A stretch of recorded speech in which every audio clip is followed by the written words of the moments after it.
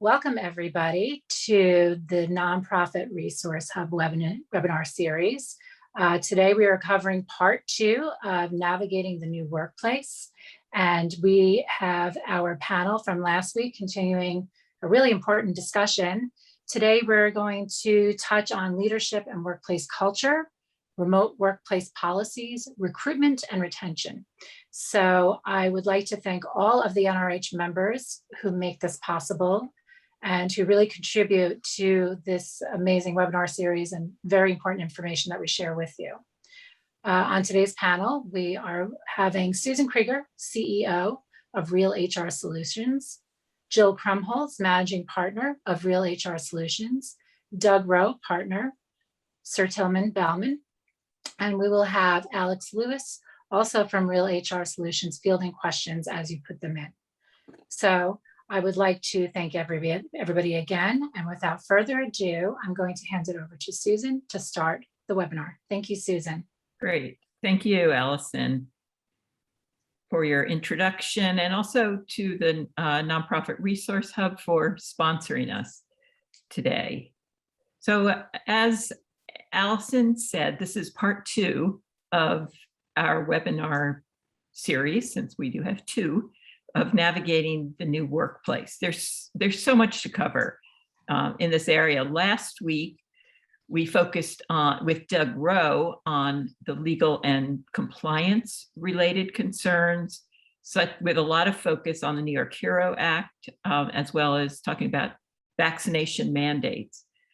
Today, we have a little bit different focus in what we'd like to present to all of you, where we want to look at what we're calling the new workplace, and we want to look at it from an HR perspective. So we will be looking at, as Allison said, leadership and workplace culture. We're going to look at workplace policies and recruitment and retention. So just to give you a little bit more background, Jill and I bring perspective as HR practitioners. We want to share with you things that we are hearing from our clients, as well as what we're all learning on the go, on the run, and recommending to support our clients during this time. Just a little bit of housekeeping. We're going to be setting this up. We'll be asking each other questions, but also having a discussion among us. And we very much encourage all of you to ask your questions throughout. We're going to be pausing at the end of each section, so you can specifically ask questions about that section, but we encourage and welcome your participation in asking us questions, and Alex will be helping us to field those questions throughout the presentation. We plan to spend about 10 to 15 minutes on each section, and if you don't have the chance to ask questions at the end of the sections, you'll have a chance at the end of the program as well. So again, please encourage you to ask your questions. So I want to mention, it's interesting, Jill and I have both been working in human resources and employment law for a combination of, we're saying 50 years. I was going to say 60 years. Jill said, no, make it 50 years. But we've never had to learn so much in such a short period of time as over the last 18 months. And we're still learning every day. What's also interesting about this time is that we're all learning this together. No one is really an expert, and everyone's an expert, because we're all experiencing this from leadership on down throughout organization. We're all navigating this in real time together. Most of you have probably been nonstop reading, watching webinars like this, planning, replanning over the past 18 months. But we do seem to be at a bit of a different landing place at the moment, and that's what we want to talk about today. We find that our clients, people we're talking to, hearing things from, they're starting to think a little bit longer term.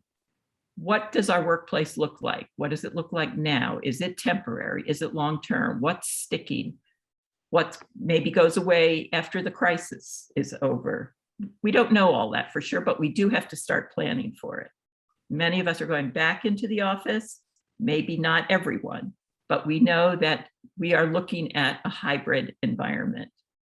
So with that said, how do we move forward from here? So let's take a look at the next slide. We found this slide very insightful. This is from a Gartner report. Make sure we give credit where credit's due here. It really gives us a longer view perspective, a historical perspective of where the pandemic fits in. And this is being looked at as a third revolution. You know, we had the Industrial Revolution, we had the digital revolution. We are now in what people are calling the hybrid revolution. As it says on the slide, this is really the biggest experiment in the history of work. That's huge. That's almost too big for all of us to understand and manage all at once. So we're talking about a new workplace. Let's spend a few minutes talking about what that is.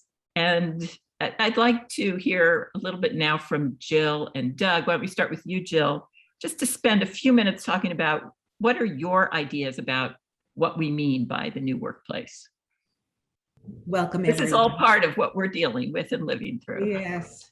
So the new workplace is really an environment that is certainly ever-changing and changing every day, with new information coming at us, with new legislation, and with a need for leaders and employees to work very differently than they ever did before, right? So as Susan had said before, you know, the remote is here to stay. It's not leaving. And the new workplace really needs to look at ways to navigate together, for leaders to take on very, very specific kinds of competencies to move their organizations along. So it is a very, very interesting time for all of us, I think, running businesses, supporting businesses. Yeah, and that I think that flexibility is such a critical part of everything that we're doing right now. Flexibility to change with government regulations, flexibility to change with what's happening with the pandemic. You know, is there a new strain that we have to deal with differently? Flexibility in terms of what our employees need. I think that is the word that just goes through everything. Flexibility. So Doug, what are your thoughts about what is the new workplace? So what I see as the new workplace, and it's pretty basic. So I think employers have to get their arms around the fact that the new workplace, the remote work is the new workplace. And so and from all perspectives. So, you know, from the perspective of, you know, from a legal side, from compliance with the employment laws, whether it be from tracking wage and hour issues, employees' time, to avoiding discrimination claims, to protecting the employees on a health and safety standpoint. And by the way, even though it's could be a home office, employers still have an obligation under the general duty clause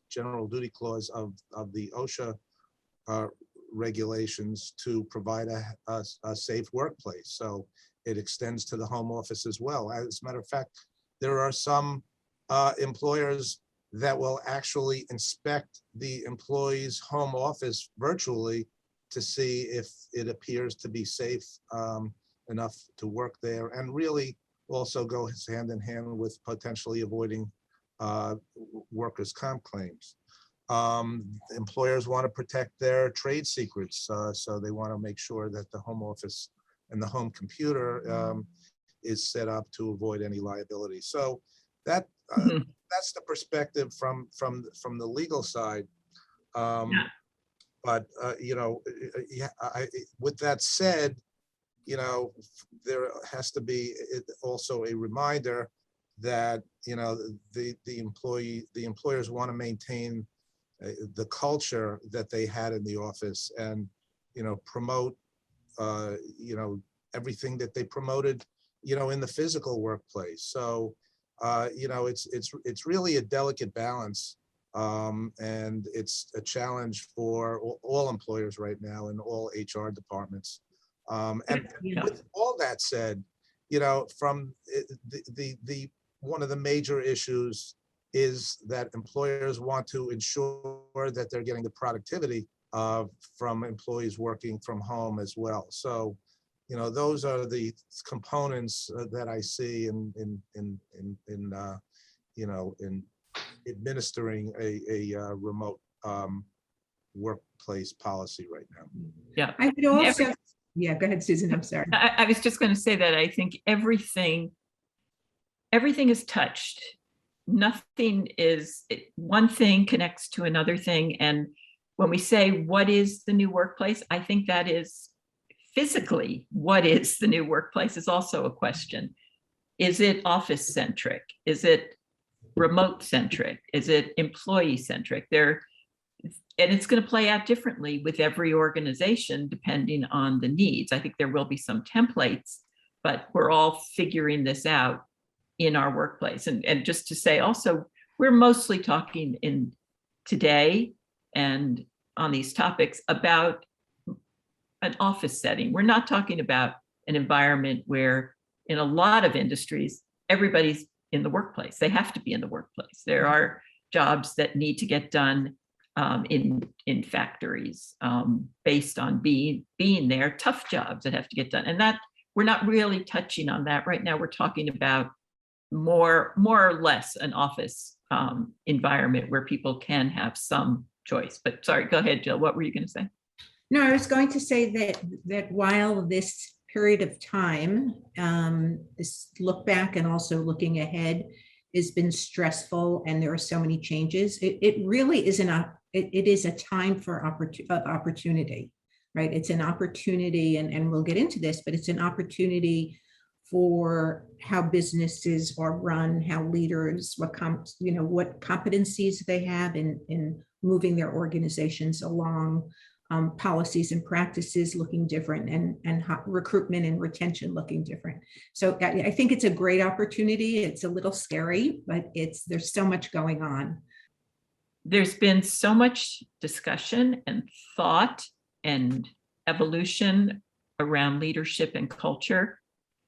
This has certainly gone on before the pandemic, but I think it's brought into focus in a much more intense and intentional way during the pandemic, and I think it's looking a little bit different as well.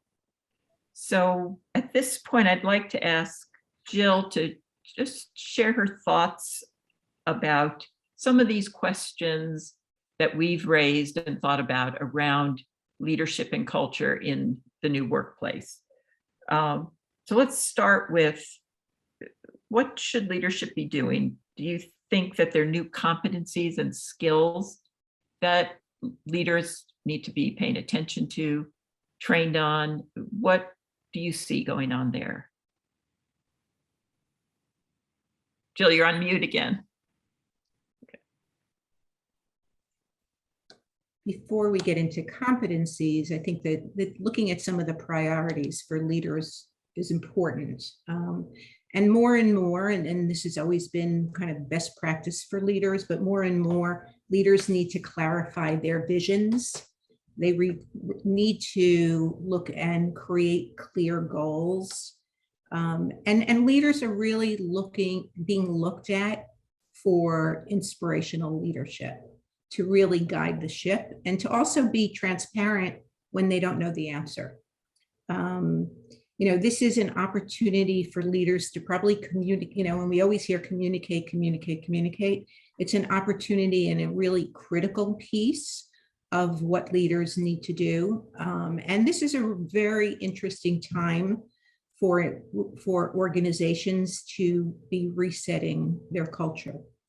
So some of the competencies, Susan, that you asked me about, I think it's about communication, it's transparency, it's about vulnerability, but also strength. I think that leaders are being called on to be flexible rather than rigid, and to really develop an ability to collaborate. What's so key is listening to employees, and figuring out and balancing the needs of employees with the health and safety and the compliance issues. And those organizations that are doing best and will do best are with leaders that are willing to look and embrace change, not just for change's sake, but really looking at their particular organizations, because each organization, as we had said before, is different. But it's that responsiveness and that clarity, working with your teams and your employees, and really working from the top down, pushing down information, really being the leader at the top, being the voice of the organization, so that it's not HR, so it's not division leaders or department managers, but it really is that senior leader. Yeah. And what we are seeing in terms of the most successful leaders, they're looking at leadership in terms of inspirational and collaboration, as opposed to a more authoritarian top-down approach. Because in fact, what is so different right now is that we are all sharing in these experiences the same. It's a great equalizer in a lot of ways, because the CEO and your lowest paid employee are experiencing certainly differences in how they experience it, but we're all going through this at the same time together. Yeah, I just want to mention that, safety and health has always been of paramount importance to every employer, but never has it been so prominent as it is today. And, that's why employers are struggling with, vaccine mandates and the issues surrounding that. And, that's on the top of every company's list right now. So it's just, that's why there's so much discussion about it. Yeah. And we're seeing messages, things that maybe would have come from an HR department, a head of HR, and not to minimize the value of HR because it's enormous at this point, but messages around, if you make a decision to give an extra day off to everybody, or you want to report information about how well you're doing in terms of whether there are any outbreaks in the organization, those things are coming from the very top. And that sends a strong message too, that those messages, those concerns are coming from the leadership. So in terms of recognizing and supporting employee needs, how is that being done? People are remote. People have very different needs. What are some of the ways that organizations are getting a good handle on that? Yeah, so I can't see any of you, but I'm hoping that in this group that some of you are doing these things, and perhaps some of you there will be takeaways here. So I think what we are seeing is that organizations need to be listening, and as and as we know, employees need to be supported. So ways in which that is being done is one, through surveys. And Susan alluded to before, you don't ask questions unless you're willing to do something with the answers. But there are surveys being done. There are smaller group, even on in chat groups, in small breakout groups on Zooms or other video communications, where employees are being heard and they're being allowed to have a voice, and often in a smaller group, so they feel more comfortable doing so. So I think it really is about leaders and employers asking the questions, asking some of the tough questions, and being willing and able to hear the responses. It's also about doing more town halls and communicating more consistently. Responding to employee needs also really touches on performance management and performance reviews. And I think that it's a time that, you know, the way of performance reviews annually or even twice a year is really doesn't fit the mode of the new workplace. Communication needs to be much more consistent. Slack is very popular and has its own problems, but very popular because there is, you know, immediate real-time response. So I think that the more you can bring your employees into the fold, the more you're listening to them, the more supported they feel, and it impacts your culture. Other thoughts, Susan or Doug? Yeah, I think all of these ways that we're supporting employees, I think, have also a counterbalance of how intrusive we are in their lives. How do we maintain boundaries for employees? Employees have different sense of where those boundaries are. So I think that that's something that managers also need to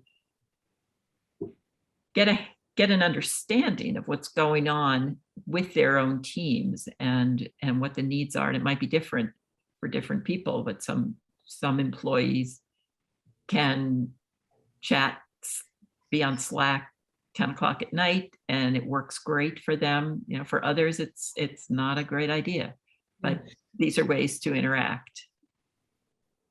So one of the Alex, yeah, I'm sorry, go ahead. Yeah, I think to, you know, reinforce culture and, you know, support the employees' needs, you know, employers really should recognize that employees are enjoying working from home. They like not having to commute.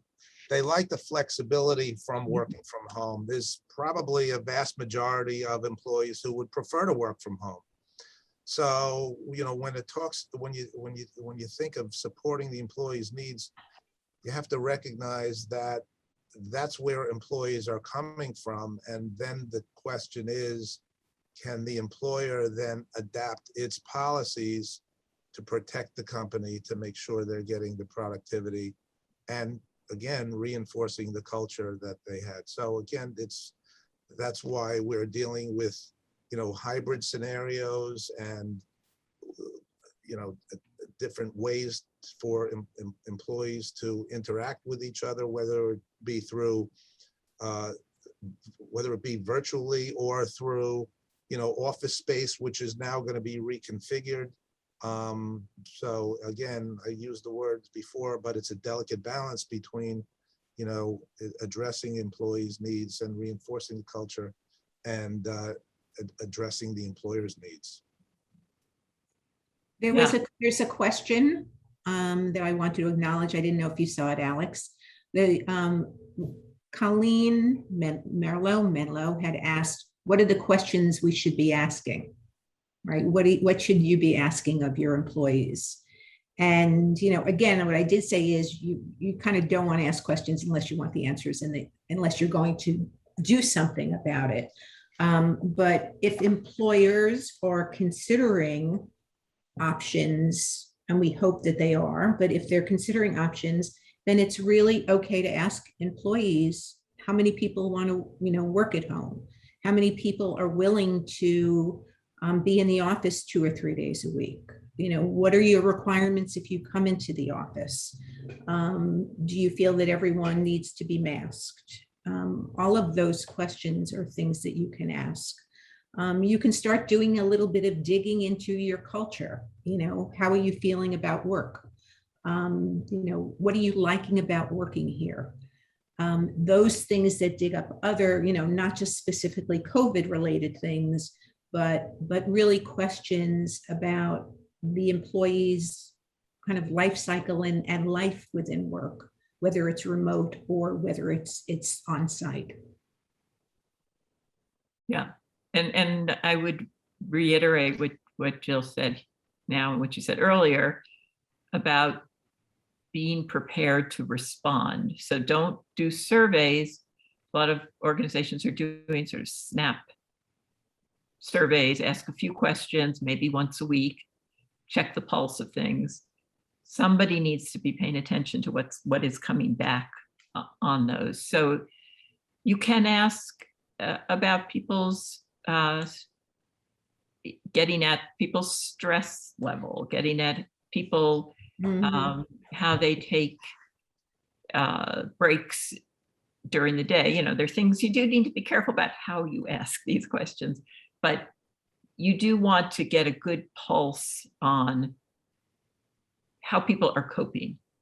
And it might also be different for different groups of employees. So there might be questions that get asked on a team level that are different than the questions that get asked on an organization level. And there might be things you can do on the team level in order to look at what different people's needs are on your team, what their personal needs are, but also as well what their team needs are to, as Doug has brought up a few times, making sure that the work gets done. How do we do that? And those are specific questions to ask as well. And I think just going towards some DEI thinking also around how included or excluded you feel in a certain kind of environment. Right. So I'm very aware of kind of our timing, and it's actually, we have gone really way over time with things. I think that when we talk about building and reinforcing culture, and we can actually move that a little bit to, I think, recruitment and retention, because retention and culture are very aligned, but certainly around the focus on outcomes. I think more and more there is an onus for employers and for leaders and managers to really stop looking at people's tasks, right? Where many are in remote situations. You know, people do not want to be micromanaged. So how do you look at the outcome of what it is that they're doing, rather than, you know, in the services they're providing and their productivity, rather than how many hours they're in the office or at home. And it's just become much more freewheeling. Certainly there are expectations that need to be met, but I think that the onus is on the employer to really start looking at the outcomes of what people are doing. Yeah, I was just gonna bring up a question though, are you finding that employees are honest with the feedback that they're reporting in the surveys? Or should there be some level of like understanding that there might be a little bit more frustration on the employee side that's not reported? Yeah, Always possible. Yeah. I think it's part of the encouragement of, again, the highest level of management and leadership to express the interest in hearing. And if you're showing you take action and results, you encourage people, I think, to be more honest about it. But it's something, you're right, Alex, managers need to be paying attention to that. Maybe there are things that aren't coming out in a survey, but you're observing in a small group meeting or a one-on-one with an employee. So those situations are important for reading that, I think. And there's also the very significant possibility that you do some anonymous surveys, right? Because you want to get an overall overarching view and snapshot of what your organization is thinking and feeling.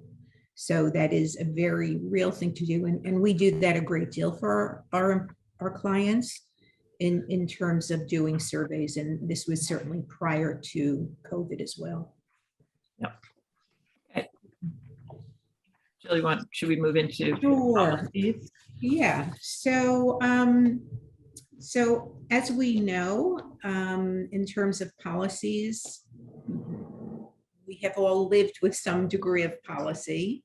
Many of you have employee handbooks, and what we are seeing is that policies are changing, and then determining kind of what the priorities are around what you pay attention to, what is most important, is really, we have found, and perhaps many of you have found, that it's pretty overwhelming to figure out kind of where it starts and where you jump on in terms of changing your policies or looking at your policies and the implications. So I would ask Susan and Doug, what does an employer start to focus on first? Where did they go as they're looking at their practices? Yeah, and we have, I mean, it's just a dizzying amount of change, putting things in place, things expiring, putting new policies in place, back and forth, what we had to do early on with regulations around COVID, people being out sick, CDC guidelines, how to implement them, how to provide equipment to all of our employees who suddenly had, it just goes on and on around policy and actual practices for the workplace.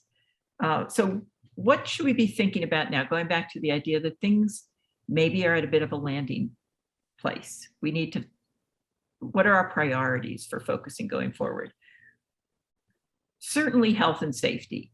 And as Doug said early on, health and safety has become something that, while always important, I don't think it was as intentionally and specifically applied in the past. We all had we all did very real health and safety concerns. So, what are some of the policies we need to think about around that? And we did cover some of that last week, but Doug, we'll do a little bit of a refresher here. So certainly one thing that's on most people's minds is around vaccination mandates, how decisions are made around that, what you decide to put in place, what are the considerations. But Doug, I know while you addressed this before, if you could just kind of give a reminder of what's the state of things around vaccination mandates. Sure. So the state of things is that the basic concept is that employers are entitled to have vaccine mandates if they choose. They do have to recognize objections by employees based upon disabilities or sincerely held religious beliefs. But aside from that, an employer is entitled to have a mandatory vaccination policy if it chooses. With that said, there is now pending regulations. They have not come out yet. President Biden issued this about last month, whereby he's mandating that all employers with more than 100 employees have to have a mandatory vaccine policy, or their employees have to undergo weekly testing. So we are awaiting now the regulations that are supposed to be coming out by OSHA through its emergency standards that, again, we are awaiting. And, at this point, there are more questions than answers. When will the vaccine mandate take effect? We're in the fall of 2021. The vaccine, the President Biden's standards have not yet come out. We're approaching the end of the year where, business is going to be moving in different directions. There's going to be supply chain issues. There's going to be labor shortages. And on top of all those business-related issues, now larger employers are going to have to deal with vaccine mandates. So it really is on everybody, high on everybody's list. But again, there were more questions than answers. During this time, tracking vaccination status is going to be a major undertaking for employers to comply. What constitutes 100 employees? Is it per location? Is it going to be, is it going to include employees of related companies? Again, we don't know what these regulations are going to look like, but so that's where we stand right now with President Biden's emergency standards. In the meantime, as I also mentioned last time, we talk about safety and health policies. And as a reminder, New York State came out with the New York HERO Act requiring all employers, regardless of size, to have a airborne safety prevention plan. That's in effect already. That includes a training requirement. So all employers are, reminded that compliance is key from that as well. There are penalties and fines and potential lawsuits in the absence of, having that plan in effect and implementing that plan. Thank you, Doug. I would ask now if we could a little bit move into kind of, remote and on-site policies, and what are the kinds of things that people need to be really paying attention to. And, some things are not really things that we think about, right? Things that we've been living with in terms of policies for many years. If we look at our employee handbooks, what we're realizing is that some of the policies that exist no longer exist at all. I mean, they're no longer, they really no longer make sense for the given remote situation we have or hybrid situation. So Susan, could you address that? Sure. So this is often a time of year when a lot of our clients, and I'm sure a number of you, are starting to look at your handbooks. Again, it's just a good practice to review and update for the new year. There might have been regulations passed, things that are now required in your handbook that came to be during this past year. So it's a good time to be looking at those things anyway, and looking at them now with a view towards remote versus on-site policies. In a lot of ways, it would be easier if everybody were remote or everybody were on-site, but having this hybrid approach, you need to think thoughtfully about how policies might apply. So just as some examples, when you think about pretty much every handbook has something in it around hours of work. Typically, it's 9 to 5, and that's what the expectation is, with a midday break. Department of Labor likes to see that, and there are a lot of reasons to do that. It gives people boundaries around the workplace. Well, how does that work now when people are working from home? Are you going to change what is a typical workday? How do you keep track of people's time? This is problematic, certainly with non-exempt employees, and how to make sure that you're carefully monitoring time accurately and you're paying overtime appropriately. There are a lot of ways to track time remotely through your cell phone. People are doing that already, but those are things to think about putting in place. And then around the typical workday, what are your policies around availability? If you're allowing people to work 7 in the morning till 10 at night, as long as they put in their 8 hours, what about availability? If somebody's needed in the middle of the day, you want to look at do I want a policy around how to make sure people are available, even if we want to give them the flexibility?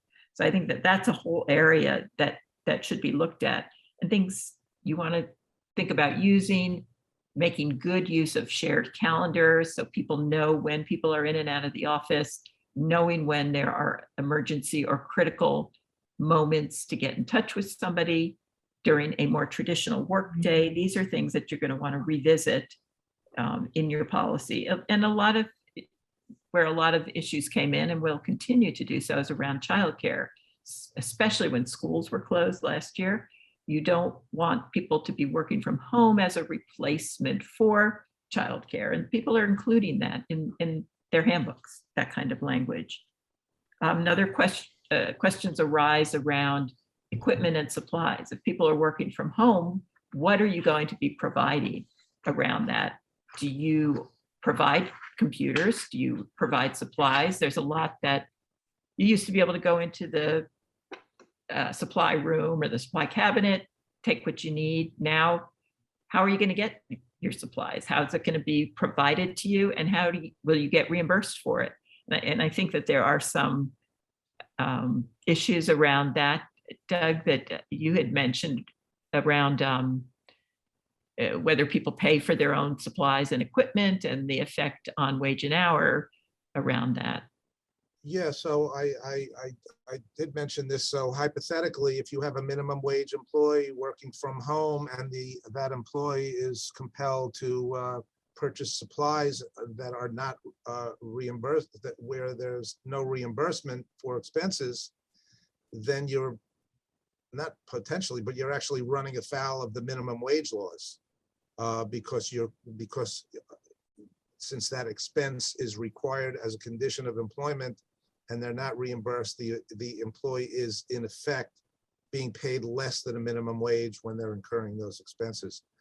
Some states, such as California, actually go so far as having some requirement to reimburse employees for their cell phone use and/or, I'm not sure if it includes Wi-Fi use at home, but if you think about it, if you have a Wi-Fi at home and you're incurring that expense on a regular basis and you're using it both for personal and business use, it's arguably a reimbursable expense. We've been involved in litigation where a plaintiff's lawyer will actually sue the client for, minimum wage violations for exactly issues like this. So Yeah. when you talk about a policy, it's one thing, but it's an issue that needs to be considered. And real compliance yes, concerns there. And in addition, taxability, if you don't set it up properly as an accountable plan or reimbursement plan, and it's just a stipend, there are some issues around whether or not that payment to an employee is taxable. So there are that's another area that needs to be looked at. I think this kind of ties into compliance as well. Thinking about how you provide notice and whether electronic notice is sufficient. We're not going to have the company lunchroom with the poster that has 1,200 different notices on it anymore. So how do you provide the required notices to employees that are sufficient under regulation? yeah, recently, and when I say recently, it was probably about a year ago, the Department of Labor issued guidance stating that electronic notice is permitted if the employee customarily receives information by electronic means and have access. So, but again, as you said, those posters that you see in the lunchroom are still required, still contain notices that are required to give to employees on, some of them on an annual basis. So it is another consideration from a compliance standpoint. Right. So I know we want to make sure to cover all of our topics, but Alex, do you have any questions here? I do have a few things to add on diversity, equity, inclusion, but it looks like you have some questions. Yeah, there is one question that came through, and I think, Doug, this should be addressed to you. How will workers' compensation work while in company time if an employee has an accident at home? It's a good question. If an employee, the home is the workplace. If an employee is injured during the course of employment, and again, that's the standard and it's very vague, but if they're injured in the course of employment, it's covered by the workers' comp law. So if they trip on the way to the bathroom and get injured while during their work time, then that's a covered claim. That's the answer. And as I said before, that's why some employers take it seriously enough to do this virtual inspection of the home workplace to keep the potential claims and the cost of workers' comp down. But it is a consideration. And it's important from an employer standpoint just to coordinate coverage with their broker to make sure that they have coverage for the home workplace as well. In New York, workers' comp policies cover all employees, but you want to make sure that every insurance carrier contains that coverage. Yeah, thank you. So What we didn't, I know, Susan, you want to move on to diversity, equity, inclusion. What we didn't get into a lot that Susan, Doug, and I were speaking about is actually remote employees across the country and people's desires to live in different places, and how that's accommodated, because it's creating some great opportunity for recruitment, but it's also creating problems for employers in terms of having tax setups in those states. And I think also, Jill, thank you, because that's a good segue into some diversity questions, because there's the equity issue around pay. If people are working from different locations throughout the country, are you going to change pay?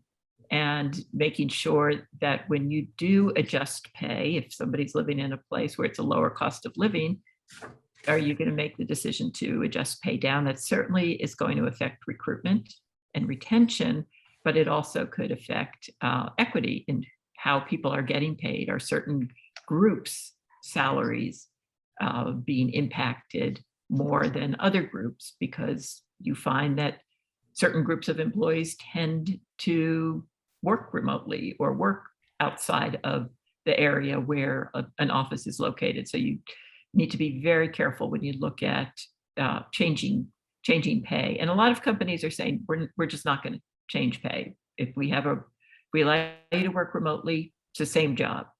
Others are looking at it a little differently.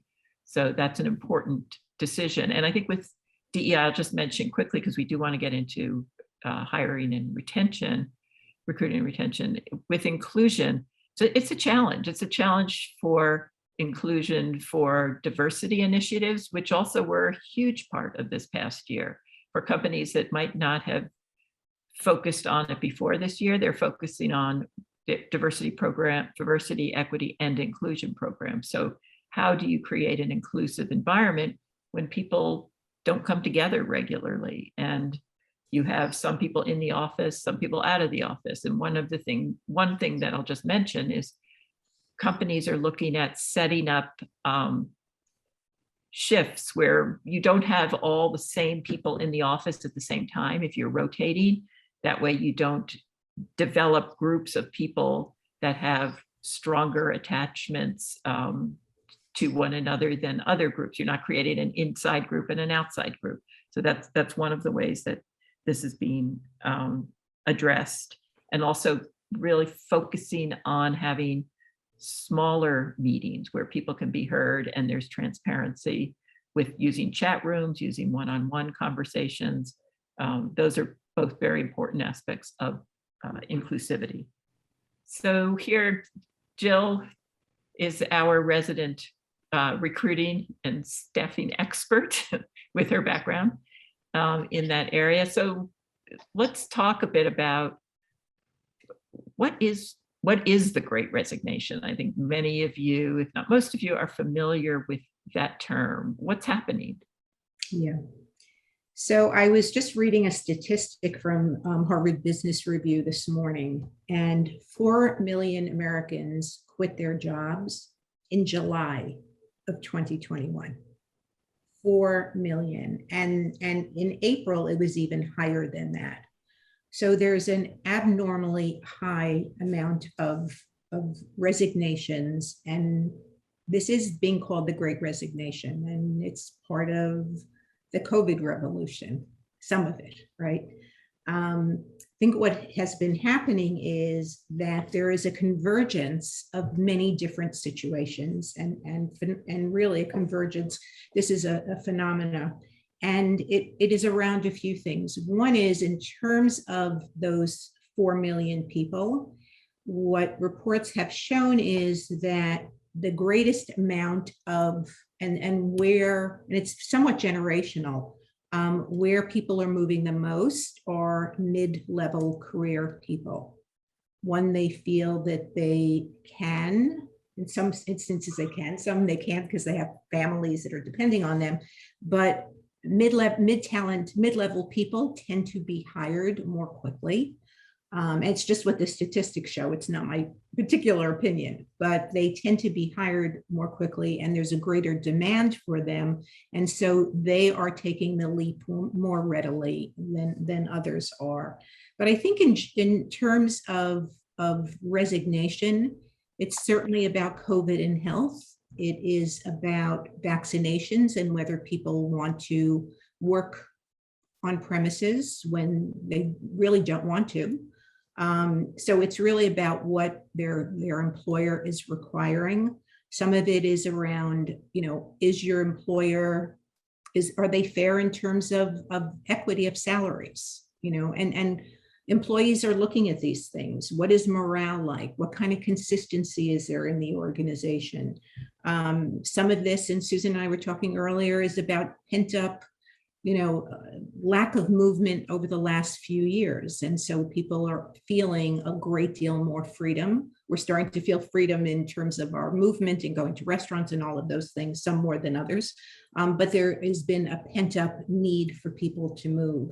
So this Great Resignation is really a tremendous phenomena that is causing all kinds of havoc with the world of work. And it's of grave concern. And at the same time, there are people leaving, and therefore there are many, many openings. There continues to be millions of openings. I think actually there was a record 10.9 openings. So it feels like there's a little dichotomy there. But in fact, all those things are happening together at the same time.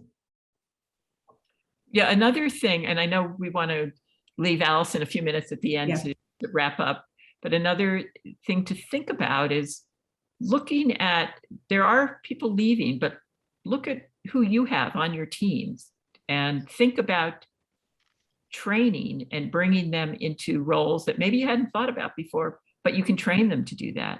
And then there are other pools, with geography being less of an issue. You can hire from many different places. So that's an opportunity. People are also looking at hiring people returning to the workforce who have taken time off, where there's a gap. In the past, you'd say, well, there's a gap in their resume, but now there's a gap, but you can train people. You can bring them back in deliberately. These are often people who possibly left the workplace to bring up young children and they're ready to go back, but they had very strong and careers that then could be leveraged to doing new roles now. So think about those kinds of creative ways also to bring in new talent. And I'm watching time, but I would say that, and certainly not to rush this, but recruitment practices that are changing and how do you attract talent? Some of the ways that you attract talent is really the things that we discussed before, which is about putting in good policies and practices, strengthening your leadership, having great vision, marketing yourself as an organization. I read something yesterday from AICPA where nonprofits have an opportunity to really market who they are and what they do. And people are they're much closer to their own souls and their values, and are very attracted at this point to nonprofit organizations. So I think that this whole revolution is turning everything upside down, and it's creating enormous opportunity for employers to hire and to look at, again, remote workers, to look at broader diversity, equity, and inclusion. And I think, again, I had said earlier today, I think it's a frightening time, but it's a time of great opportunity. Yeah. Bill, I have a question about recruiting, by the way. Are you seeing vaccination status as a requirement for employers advertising for jobs? And also, are you seeing employees perhaps including their vaccination status on resumes or on their LinkedIn files? Yeah, that's a great question. And I would say, honestly, I have not been seeing it. Okay. Some of the job boards and some of the postings will allow you to, it's an option whether you want to either put that in as the employer or you want to put that into your resume, but I'm seeing really very little of that. I don't think it's increased, Doug. I don't think that, as maybe there's gotten more clarity that companies are really advertising that, nor are employees. And I still hear, we're still hearing a lot of desire for remote work, and much more so than ever before. But in terms of vaccinations, I think people are not as vocal as in the recruiting process. At least I have not seen that. I'm so sorry we're short for time now, but our recording is almost up. I want to thank all of you, the panel, Susan, Jill, Doug, and Alex, for a really fantastic presentation. It looks like we could have gone another hour, and maybe we will do another session to add on to it as things evolve and change, because as you said, they keep on going. I would also like to thank all of those of you that joined us today. We really appreciate you being with us. And if you found today's webinar to be valuable, please check back with us later this week. We have recorded it, and you are free to share it or rewatch it to get some information that you may have missed. And if you haven't joined the Nonprofit Resource Hub, I encourage you to do so. This is really important because this is how we build our community of our service providers and goods providers to our nonprofit community. This is how we provide support to them. And you are welcome to check the NRH website at any time to join. Our upcoming events are a nonprofit meet and greet on October 28th. You do need to be a member or a nonprofit partner to attend. And then we have another webinar on November 9th, Navigating Conflict of Interest Transactions. So thank you once again to the entire panel. And please reach out to us anytime. If there is a topic that you would like to discuss or that you would like for us to cover, we're always open to hearing. Thank you again, everybody, and have a great day. Great. Thank you, Allison.